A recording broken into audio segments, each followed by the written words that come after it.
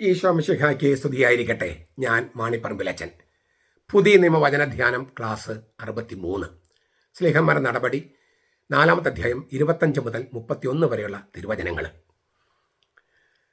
ഞങ്ങളുടെ പിതാവും അങ്ങയുടെ ദാസനുമായ ദാവീദ് മുഖാന്തരം പരിശുദ്ധാത്മാവിനാൽ ഇപ്രകാരം അരുളി ചെയ്തവനെ, വിജാതിയർ കലഹിക്കുന്നതും വംശങ്ങൾ വ്യർത്ഥമായത് നിരൂപിക്കുന്നതും എന്ത്?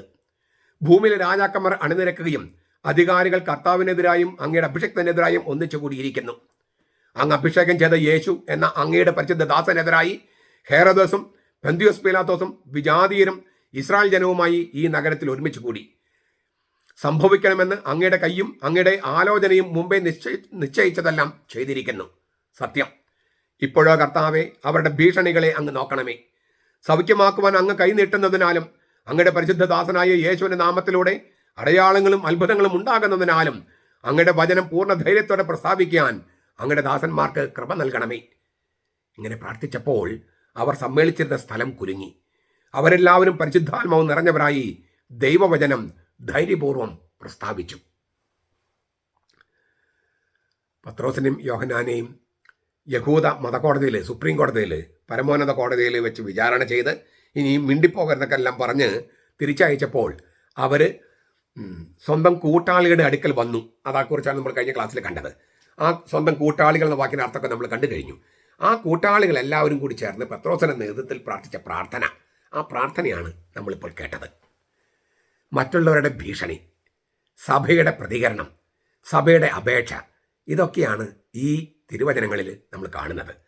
ആ സഭയുടെ അപേക്ഷയിൽ വളരെ ഗംഭീരമായ തിരുവചനങ്ങളാണ് ഉപയോഗിച്ചിരിക്കുന്നത്. വളരെ കേമമായ വാക്കുകൾ, വളരെ ദൈവശാസ്ത്രപരമായ ആഴമുള്ള വാക്കുകൾ.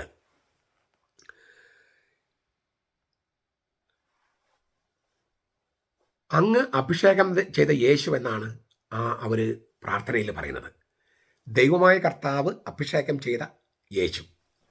മാമോദീസയുടെ സമയത്ത് ദൈവപിതാവ് പരിശുദ്ധാത്മാവിനെ തൻ്റെ പുത്രനിലേക്ക് അയച്ചു.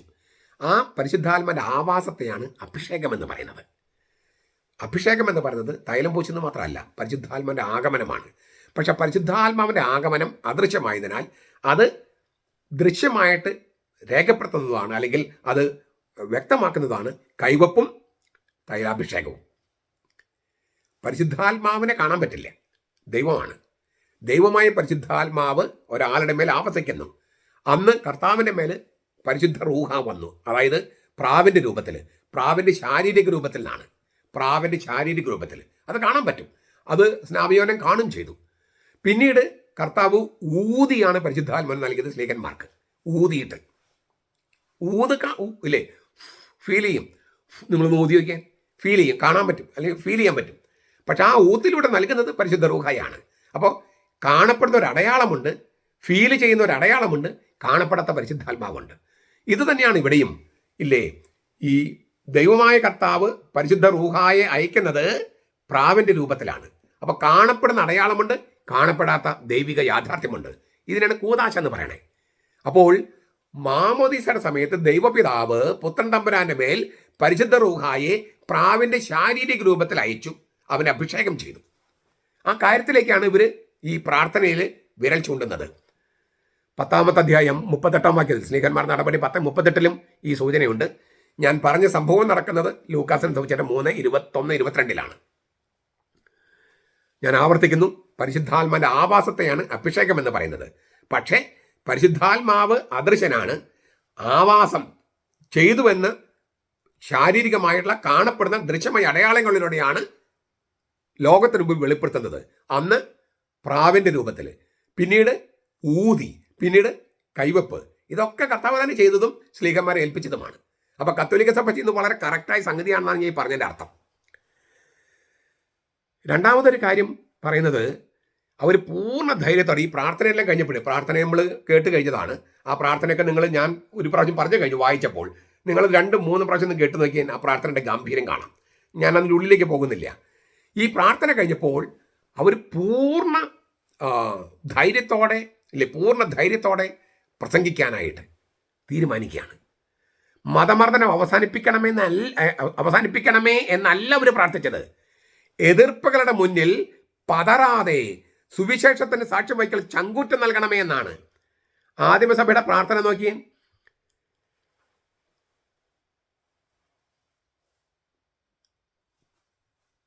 ഇപ്പോഴോ കർത്താവെ അവരുടെ ഭീഷണികളെ അങ്ങ് നോക്കണമേ. സൗഖ്യമാക്കുവാൻ അങ്ങ് കൈ നീട്ടുന്നതിനാലും അങ്ങയുടെ പരിശുദ്ധ ദാസനായ യേശുവിന്റെ നാമത്തിലൂടെ അടയാളങ്ങളും അത്ഭുതങ്ങളും ഉണ്ടാകുന്നതിനാലും അങ്ങയുടെ വചനം പൂർണ്ണ ധൈര്യത്തോടെ പ്രസ്താവിക്കുവാൻ അങ്ങയുടെ ദാസന്മാർക്ക് കൃപ നൽകണമേ. മതമർദ്ദനം അവസാനിപ്പിക്കണമേ എന്നല്ല പ്രാർത്ഥിച്ചത്. എതിർപ്പുകളുടെ മുന്നിൽ പതറാതെ സുവിശേഷത്തിന് സാക്ഷ്യം വഹിക്കാനുള്ള, സുവിശേഷം പ്രഘോഷിക്കാനുള്ള ചങ്കൂറ്റം നൽകണമേ എന്നാണ്. എഫേസ്യ ലേഖനത്തിൽ പൗലോസിലേക്ക് അത് സൂചിപ്പിക്കുന്നുണ്ട്. 6-ാമത്തെ അധ്യായം 18 മുതൽ 20 വരെ വാക്യങ്ങളിൽ. 1 തെസ്സലോനിക്കക്കാർക്കുള്ള 1-ാമത്തെ ലേഖനം 2:2 പൗലോസ് അത് സൂചിപ്പിക്കുന്നുണ്ട്. ഇങ്ങനെ പ്രാർത്ഥിച്ചപ്പോൾ ദൈവം അതിനോട് പ്രതികരിച്ചു. സ്ഥലം കുലുങ്ങി എന്നാണ്. സ്ഥലം കുലുങ്ങി. അവർ പരിശുദ്ധാത്മ നിറഞ്ഞവരായി സകല സ്ഥലത്തും ദൈവവചനം ധൈര്യത്തോടെ പ്രസംഗിച്ചു. സ്ലീഹന്മാരുടെ നേതൃത്വത്തിൽ പ്രാർത്ഥന ആരംഭിച്ചത് പ്രപഞ്ചത്തെ സൃഷ്ടിച്ചവനെയും പരിശുദ്ധാത്മാവിനോട് സംസാരിച്ചവനെയും അഭിസംബോധന ചെയ്തുകൊണ്ടാണ്. അങ്ങനെയല്ലേ തുടങ്ങിയത്? നമ്മൾ ആ പ്രാർത്ഥനയുടെ തുടക്കത്തിൽ നോക്കിയാൽ ഈ പ്രപഞ്ചത്തെ സൃഷ്ടിച്ചവനും പരിശുദ്ധാത്മാവിനോട് സംസാരിച്ചവനും അങ്ങനെ തുടങ്ങിയത്. ഞങ്ങളുടെ പിതാവും അങ്ങയുടെ ദാസനുമായ ദാവീദ് മുഖാന്തരം പരിശുദ്ധാത്മാവിനാൽ ഇപ്രകാരം അരുളി ചെയ്തവനെ, വിജാതിയർ കലഹിക്കുന്നതും വംശങ്ങൾ വ്യർത്ഥമായത് നിരൂപിക്കുന്നതും എന്ത്? ഭൂമിയിലെ രാജാക്കന്മാർ അണിനിരക്കുകയും അധികാരികൾ കർത്താവിനെതിരായും അങ്ങ് അഭിഷേകത്തിനെതിരായും ഒന്നിച്ചു കൂടിയിരിക്കുന്നു. അങ്ങ് അഭിഷേകം ചെയ്ത യേശു എന്ന അങ്ങയുടെ വിശുദ്ധ ദാസനെതിരായി ഹേരോദോസും പന്തിയോസ് പീലാത്തോസും വിജാതിയരും ഇസ്രായേൽ ജനവുമായി നഗരത്തിൽ ഒരുമിച്ച് കൂടി സംഭവിക്കണമെന്ന് അങ്ങയുടെ കയ്യും അങ്ങയുടെ ആലോചനയും മുമ്പേ നിശ്ചയിച്ചതെല്ലാം ചെയ്തിരിക്കുന്നു. സത്യം. ഇപ്പോഴോ കർത്താവേ എന്ന് പറഞ്ഞിട്ട് ഇങ്ങനെ പോവുകയാണ്. അപ്പോൾ ഈ ഞങ്ങളുടെ പിതാവ് ഇല്ലേ, ദൈവത്തെ പിതാവെന്ന് വിളിക്കുന്നത് സ്രഷ്ടാവെന്ന നിലയിൽ, പിന്നെ പുത്രൻ തമ്പുരാന്റെ പിതാവെന്ന നിലയിൽ. ഇതാണ് ക്രിസ്ത്യാനികൾ ദൈവത്തെ പിതാവെന്ന് വിളിക്കണേ, സ്രഷ്ടാവെന്ന നിലയിൽ. അപ്പം ഞങ്ങളുടെ പിതാവ്, ഞങ്ങളുടെ സ്രഷ്ടാവ്, പ്രപഞ്ചത്തിന്റെ സ്രഷ്ടാവ് ദാവീദ് മുഖാന്തരം പരിശുദ്ധാത്മാവിനെ അരുളി ചെയ്ത വാക്കുകൾ അത് ഉപയോഗിച്ചിട്ടാണ് പ്രാർത്ഥിക്കുന്നത്. അപ്പം ഇതൊക്കെ പറഞ്ഞിട്ടാണ് ഇവർ പ്രാർത്ഥിക്കുന്നത്. പ്രപഞ്ചത്തിന്റെ സ്രഷ്ടാവ് എന്ന നിലയിൽ പിതാവായിരിക്കുന്ന ദൈവം തമ്പുരാൻ പരിശുദ്ധാത്മാവിനോട് സംസാരിച്ചവൻ, ഇങ്ങനെയൊക്കെ അഭിസംബോധന ചെയ്തിട്ടാണ് പ്രാർത്ഥന. ആ 2 കാര്യങ്ങളും സത്യമാണെന്ന് തെളിയിക്കുകയാണ് സ്ഥലത്തിന്റെ കുലുക്കവും വചനം പ്രസംഗിക്കാനുള്ള ധീരതയും. പ്രപഞ്ചത്തിന്റെ സൃഷ്ടാവാണ് ദൈവം. അപ്പൊ സ്ഥലം കുലുക്കുകയാണ്, ഒരു കുലുക്കം. ഇതൊന്നും സംഭവിച്ചില്ലെന്ന് പറയാൻ പാടില്ല. കാരണം നമുക്ക് എത്രയോ അത്തരം അനുഭവങ്ങൾ ഉണ്ടായിട്ടുണ്ട്, എത്രയോ പ്രാവശ്യം. അപ്പോൾ പ്രപഞ്ചത്തിന്റെ നാഥനാണ് ദൈവം. ഈ പ്രപഞ്ചത്തെ കുലുക്കുന്നത് അവനാണ്. അവിടെ നിന്ന് കുലുക്കിയുടെ പ്രാർത്ഥനയ്ക്ക് ഒരു ഉത്തരം കൊടുക്കുകയാണ്. പ്രപഞ്ചത്തിന്റെ പിതാവ് സ്രഷ്ടാവ് എന്ന നിലയിൽ അവൻ അത് തെളിയിക്കുകയാണ്. പിന്നെ വചനം പ്രസംഗിക്കുന്ന ധീരത കൊടുക്കുന്നു. ബാഹ്യമായ ചില ലക്ഷണങ്ങൾ, ചില അടയാളങ്ങൾ അത് വ്യക്തികളിൽ മാത്രമല്ല സഭയുടെ കൂട്ടായ്മയിലും ഉണ്ടെന്ന് ബോധ്യപ്പെടുത്തുകയാണ്. അങ്ങനെ വ്യക്തികളിലും സഭ കൂട്ടായ്മയിലും പരിശുദ്ധ റൂഹ നിറയാണ്. എന്നിട്ട് അവിടെ അത് എഴുതിയിരിക്കുകയാണ്, പരിശുദ്ധാത്മാവ് നിറഞ്ഞവരായി. സ്ലീഹന്മാരുടെ സമൂഹം പെന്തക്കോസ്ത് ദിനത്തിലെ അനുഭവത്തിലൂടെ വീണ്ടും കടന്നു പോകുകയാണ്. ഒരിക്കൽ കടന്നു പോയത് പറഞ്ഞിട്ട് വീണ്ടും കടന്നു പോകരുത് പറയരുത്, അല്ലേ? കടന്നു പോകേണ്ട കാര്യമില്ലെന്ന് പറയരുത്. അന്ന് കടന്നു പോയതുപോലെ ഇപ്പോഴും കടന്നു പോകുകയാണ്. പെന്തക്കോസ്ത് ദിനത്തിൽ സംഭവിച്ചതുപോലെ ഇപ്പോഴും സംഭവിക്കുകയാണ്. അങ്ങനെ അവർ കൃപയിൽ നവീകരിക്കപ്പെടുകയാണ്.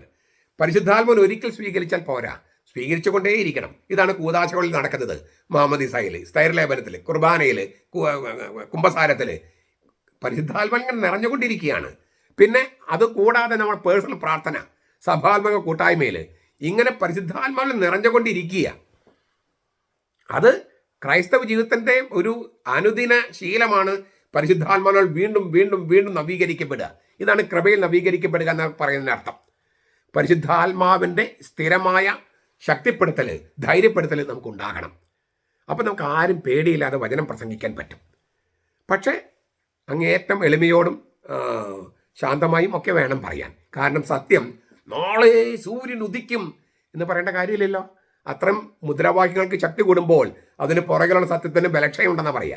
നമ്മൾ അത്രയും അല്ലേ, അങ്ങനെ പറയേണ്ട കാര്യമില്ല. സത്യം വിജയിക്കും.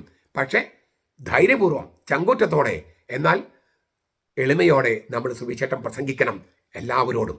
ഇതാണ് പെന്തക്കോസ്തിന്റെ അനുഭവം. പരിശുദ്ധാത്മാവിൽ നിറഞ്ഞുകൊണ്ടിരിക്കുമ്പോൾ നമുക്ക് പ്രസംഗിക്കാനുള്ള ശക്തി കിട്ടിക്കൊണ്ടേയിരിക്കും.